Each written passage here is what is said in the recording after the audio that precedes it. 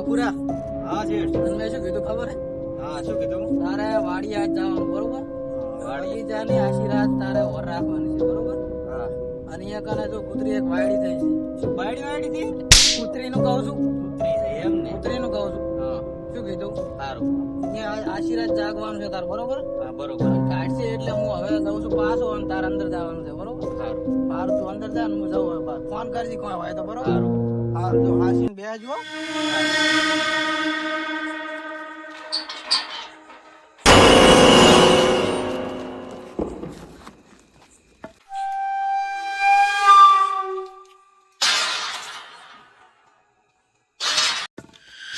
એટલે આ દરવાજો છે ને વસી ગયો હેડો ને વાયરાથી વસી ગયો છે. એટલે હારું વાડીમાં તો બીક જેવું લાગે છે પણ શું કરશે હવે? જી થાય જોયું જશે હેડો ને.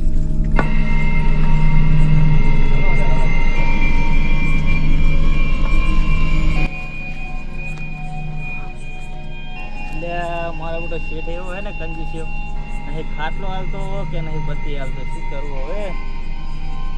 હવે ઘડીક આડો હતો મારી હારી વાઘ આવેલી છે પણ સારું હવે સુઈ આવવાનું તો સેટ થશે ને. એટલે શું છે મારું સારું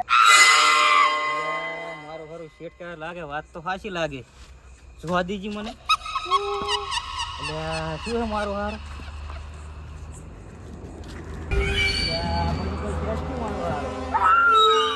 શું મારો એટલે બિયા તો નહીં કઈ મુજી સામે આય.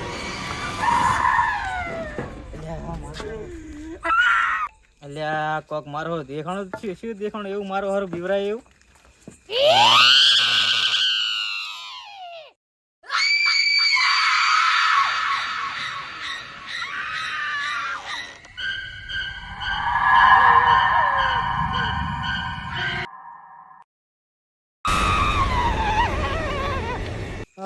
શિયાળાની લાઈટનું કોક કરવું પડશે.